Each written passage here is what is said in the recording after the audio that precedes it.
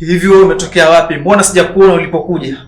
Najua kama una shida na ndio maana nimekusubiri. Unanisubiri? Hivi wewe umejuaje?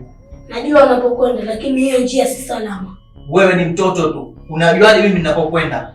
Unaenda kutafuta msaada kwa mganga lakini unachokifuata na kinakufuata.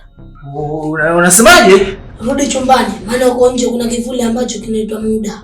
Kilikuwa kinakusubiri tangu ulivyochukua hatua ya kwanza. Hapana.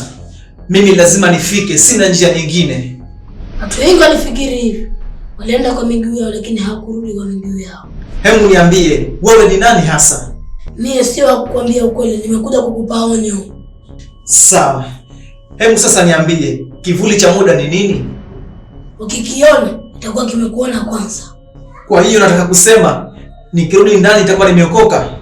Bado na nafasi ya kuchagua, lakini ukipiga hatua moja mbele, muda wako utaanza kuhesabiwa. Mimi siwezi kukuamini wewe. Hebu niache niondoke.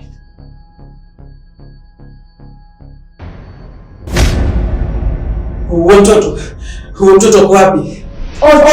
Muda wako sasa.